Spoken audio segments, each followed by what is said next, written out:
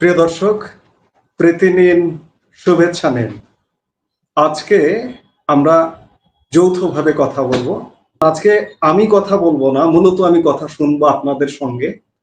এই মুহূর্তে আমাদের এই কথা বলবার জন্য উপস্থিত আছেন প্রিয় সুধী, প্রীতি ও শুভেচ্ছা নেবেন। আজকে একটি বিশেষ বিষয় নিয়ে কথা বলতে চাই। সেই বিষয়টি হচ্ছে যে আমরা বাংলাদেশ আর ভারত, এই দুটি দেশ কখনো কি শত্রু ছিল? এই দুটি দেশের মধ্যে কি কখনো যুদ্ধ হয়েছে? এই দুটি দেশ কি কখনো একটি দেশকে অন্য দেশ সাপ্রেস করার চেষ্টা করেছে? আমরা এই জিনিসটা যদি একটু দেখি, তাহলে আমরা বুঝবো ভারত বাংলাদেশ এই দুটি দেশের মধ্যে যে সম্পর্ক, এই সম্পর্ককে বিষাক্ত করে তোলার পিছনের কারণগুলো কি? এটা কি ভারতের দিক থেকে হচ্ছে নাকি বাংলাদেশের দিক থেকে হচ্ছে? এবং যদি বাংলাদেশের দিক থেকে হয়, কারা করছে? আর ভারতের দিক থেকে যদি হয়, তাহলে কারা করছে? 1971 সালে মহান মুক্তিযুদ্ধে অবধারিতভাবে ভারতের একটি অবদান আমরা কোনোভাবেই অস্বীকার করতে পারি না।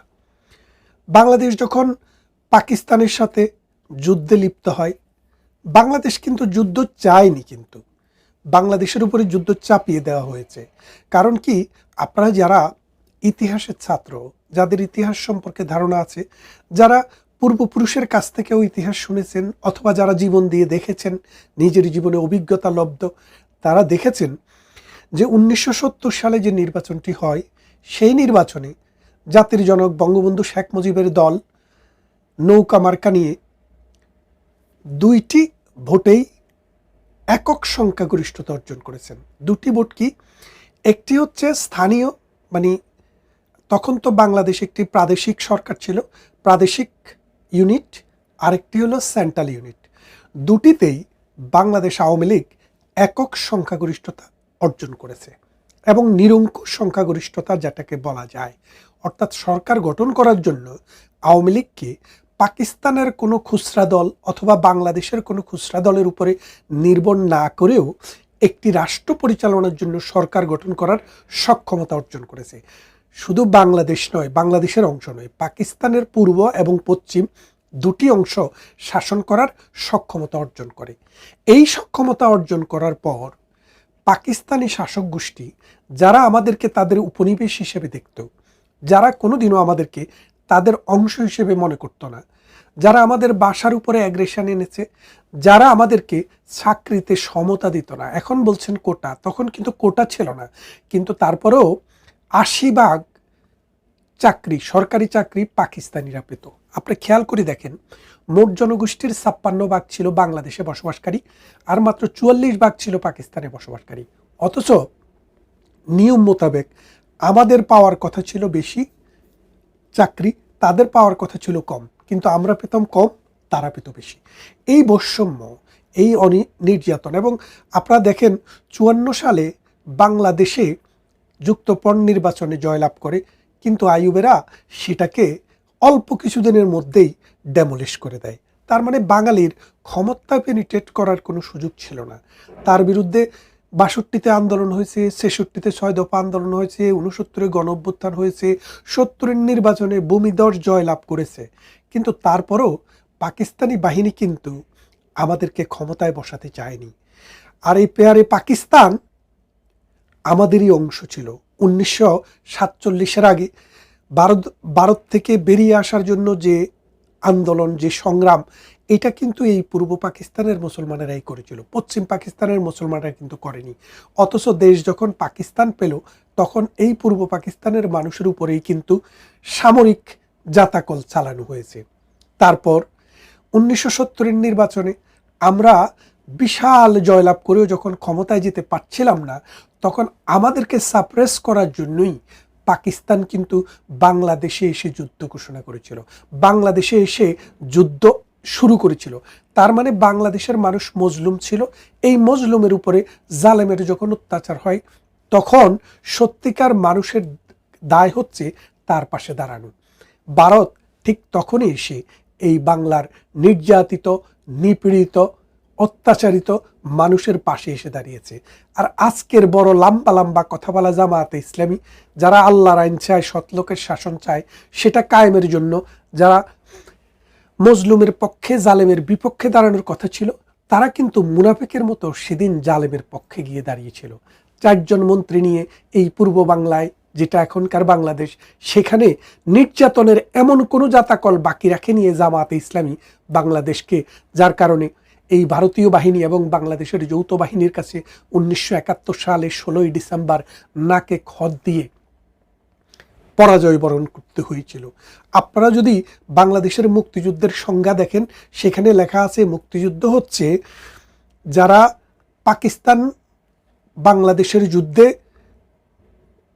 জামায়াতে ইসলামী, পাকিস্তান সেনাবাহিনী, নেজামে ইসলামী, জামায়াতে ইসলামী, মুসলিম লীগ, আল বদর, রাজাকার, আল শামস এবং শান্তি বাহিনীর বিরুদ্ধে যারা যুদ্ধ করেছে তারা হলো মুক্তিযোদ্ধা।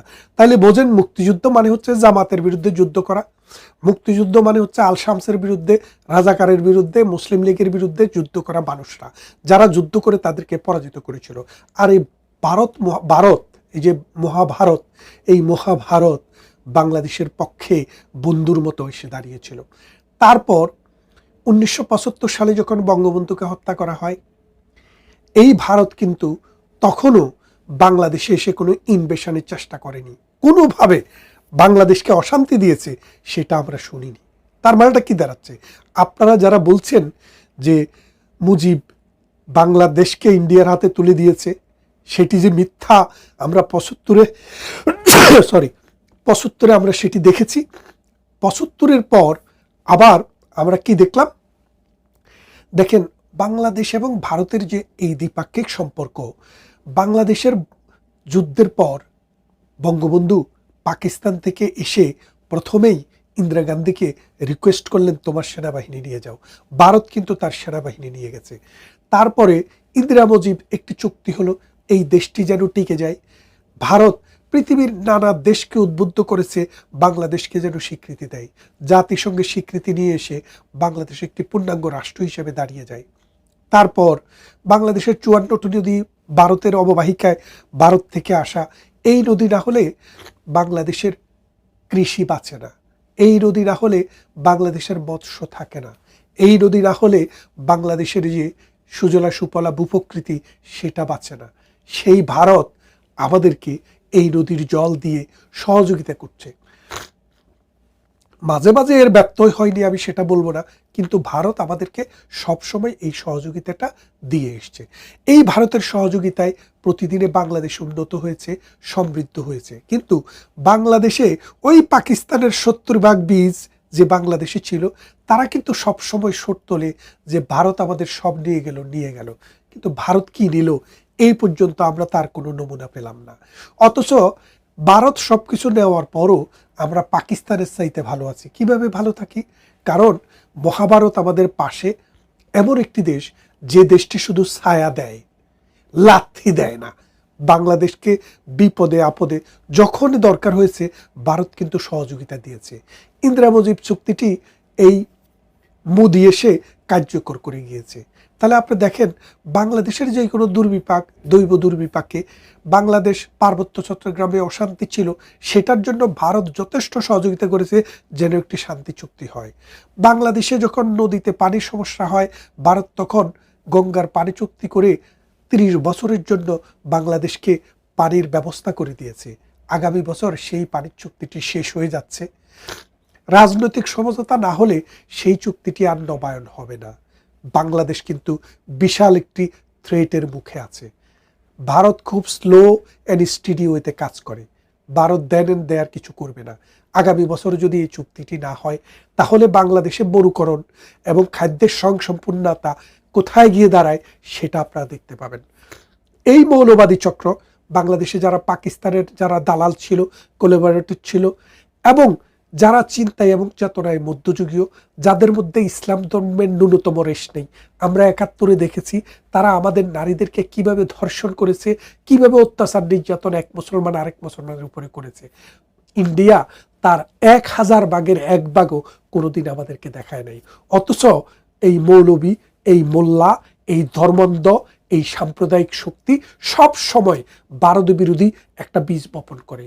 প্রধানমন্ত্রী শেখ হাসিনার যে ভুলটি সবচেয়ে বড় ছিল, বাংলাদেশে অলিতে গলিতে আনাসে কানাসে মাদ্রাসা দিয়ে প্রত্যেকটা মাদ্রাসা থেকে মৌলবাদী উৎপাদন করে তার নিজের কবর রচনা করেছেন। আমরা বুদ্ধিভিত্তিক চিন্তা চেতনার মানুষেরা বহুবার বলেছি এই মাদ্রাসাকে কন্ট্রোল করতে হবে। আপনারা মেজবা কামালের একটি বক্তৃতা দেখে থাকবেন, 10 বছর আগে তিনি বলেছেন যে ঢাকা বিশ্ববিদ্যালয় একটি উচ্চতর মাদ্রাসায় পরিণত হয়েছে, এটার পরিণতি খুব ভয়াবহ হবে। সেই পরিণতি প্রধানমন্ত্রী শেখ হাসিনা দেখেছেন। তিনি কবিতার ভাষায় বলতেছেন, আপনি যদি কবিতা শুনতে ভালো না বাসেন, সমুদ্রের গর্জন শুনবেন। আমরা কবিতা শুনতে ভালোবাসি নাই, তাই আমরা সমুদ্রের গর্জন শুনেছি। এখন বাংলাদেশের কি হচ্ছে? ডক্টর ইউনূস আরেক শকুন বাংলাদেশকে দখল করলো। এখন বাংলাদেশের আছে কি? একটি বন্দর, সেটি চলে গেছে আমেরিকার হাতে। আরেকটি বন্দর করছে কারা? ডেনমার্ক। 40 বছরের জন্য লিজ দেওয়া হয়েছে। সেই বন্দরটি হলে আমাদের যে বন্দরটি আছে, এই বন্দরটি কানা হয়ে যাবে। এই বন্দরটি তখন ওখানে এটাকে একটা বস্তি করে দিতে হবে, অথবা এটাকে একটা গোডাউন করে দিতে হবে। আমাদের এই বন্দরটিও শেষ। কিছুদিন আগে আমাদের আগুন লেগেছিল এই ঢাকা এয়ারপোর্টে, আপনারা জানেন। সেই আগুন লাগার পিছনের কারণও আমরা বুঝতে পেরেছি। সেই আগুন লাগার পিছনের কারণ হচ্ছে এই এয়ারপোর্টটিকেও বিদেশিদের হাতে তুলে দেওয়ার আরেকটি চক্রান্ত। এইভাবে নানানভাবে আমরা আমাদের স্বার্থকে ডক্টর ইউনূসকে ব্যবহার করে বিদেশিরা নিয়ে যাচ্ছে। বাংলাদেশের সার্বভৌমত্ব বলে এখন আর কিছু থাকবে না।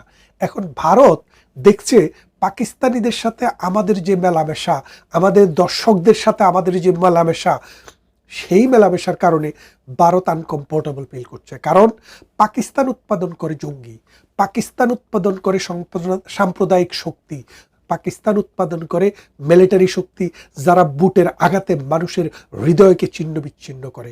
এখন তাদের সাথে যখন বাংলাদেশের প্রতিদিন দহরম মহরম চলছে, লস্করে তৈয়বা, জয়শী মোহাম্মদের মতো লোকেরা যখন বাংলাদেশে এসে রেকি করে যাচ্ছে, ভারতের দিল্লিতে যখন এখান থেকে ট্রেনিং নিয়ে আক্রমণ চালাচ্ছে, তখন ভারতকে কঠিন সিদ্ধান্ত নিতে হচ্ছে। ভারত এখন এমন সিদ্ধান্ত নিয়েছে বলে আমরা শুনেছি, প্রয়োজন হলে যেই কোনো সময়ে বাংলাদেশে সার্জিক্যাল স্ট্রাইক করবে। এই সার্জিক্যাল স্ট্রাইকের মাধ্যমে মৌলবাদী স্থাপনা ধ্বংস করবে, মিলিটারি স্থাপনা ধ্বংস করবে। এর ফলে বাংলাদেশে যেটুক শক্তি আছে সেটুকু নিঃশেষ হয়ে যাবে। বাংলাদেশ এই গঙ্গা পানি চুক্তিটাও শেষ হয়ে যাচ্ছে, খাদ্য উৎপাদনও কমে যাবে। আস্তে আস্তে বাংলাদেশ একটি দুর্ভিক্ষের দিকে যাবে। লক্ষ লক্ষ মানুষের চাকরি এখন নাই হয়ে গেছে। রিক্সাওয়ালা, ঠেলাওয়ালা, গাড়িওয়ালা, তাদের জীবন এখন হাহাকার চলছে। এবং গার্মেন্টস শ্রমিক, যারা নিম্ন আয়ের মানুষ, তাদের শত শত গার্মেন্টস বন্ধ হয়ে যাওয়ার ফলে বাংলাদেশে এখন হাহাকার নেমে এসছে। এই হাহাকার, এই অনাচার, এই অত্যাচার, এই নির্যাতন, নিপীড়নের মধ্যে একটি দেশ কতটুক সামনের দিকে যাবে? মৌলবাদীদের এই খপ্পরে যদি বাংলাদেশ সত্যিই পড়ে যায়, তাহলে এই বাংলাদেশের সীমান্ত আর রক্ষিত থাকবে না, এই বাংলাদেশের অখণ্ডতা আর থাকবে না, স্বাধীনতা আর থাকবে না। তাই আমাদেরকে এখনই সিদ্ধান্ত নিতে হবে বাংলাদেশ কোন দিকে যাবে। ভারত মহাশক্তিধর একটি রাষ্ট্র। এখন পাকিস্তানের এমন কোনো শক্তি নেই, বাংলাদেশকে যদি ভারত আক্রমণ করে সে এখানে এসে পেনিট্রেট করবে, নাক গলাবে, কারণ তার সীমানায় এখনও রক্ষিত। তেহরিকে তালেবান প্রতিদিন কুড়িতে কুড়িতে, গন্ডায় গন্ডায় মারছে পাকিস্তানি বাহিনীকে।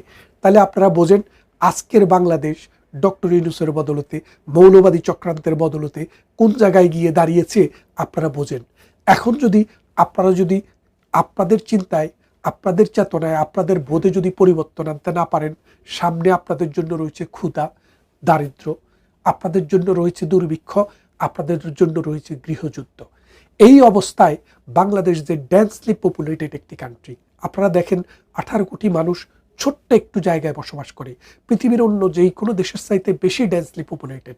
সেই জায়গাটি আজকে এই ডক্টর ইউনূস যেভাবে নিয়ে যাচ্ছে বাংলাদেশের মানুষকে, সবাইকে ঋণগ্রস্ত করার জন্য, গ্রামীণ ব্যাংকের গ্রাহক করার জন্য, সবাইকে ফকিন্নি বানিয়ে গ্রামীণ ব্যাংকের গ্রাহক করার জন্য ডক্টর ইউনূস যেখানে আপনাদেরকে নিয়ে যাচ্ছে, সেখান থেকে আপনারা ফিরে আসতে পারবেন না যদি না এখন সচেতন হই আমরা। তাহলে দেখেন যে ভারত কতদিন সহ্য করবে? বাংলাদেশে তার নিঃশ্বাস ফেলবে নাগিনীর মতো তার চারদিক দিয়ে, তার বিশাল এই সীমানা জুড়ে। তাহলে ভারতকে উদ্যোগ নিতে হবে। সেই উদ্যোগে বাংলাদেশে যদি একটি যুদ্ধ অবস্থা তৈরি হয়, উৎপাদন ব্যাহত হবে, বৈদেশিক সম্পর্ক নষ্ট হবে, মানুষ দরিদ্র থেকে দরিদ্রতর হবে, আর এর ফলশ্রুতিতে এটা হবে সোমালিয়া, এটা হবে রুয়ান্ডা, এটা হবে আফগানিস্তান, এটা হবে লিবিয়া, সিরিয়া। এই অবস্থায় আমরা কি আলিঙ্গন করব, নাকি ডক্টর ইউনূসের মতো এই বিশ্ব বাটপারকে আমরা শিক্ষা দেব? সেই সিদ্ধান্ত আমাদেরকেই নিতে হবে। মহাভারত আগেও আমাদের সাথে ছিল, ভবিষ্যতেও আমাদের সাথে থাকবে বলে আমরা বিশ্বাস করি। কারণ প্রগতিশীল অসাম্প্রদায়িক চেতনার গণতান্ত্রিক মানসিকতার যে বলয়, সে বলয়, বুদ্ধিভিত্তিক শ্রেণীর যে বলয়, সে বলয়ের সাথে মহাভারত সবসময় ছিল, ভবিষ্যতেও থাকবে। কথা হবে অন্য কোনো ভিডিওতে। আজকে এখানেই শেষ করছি।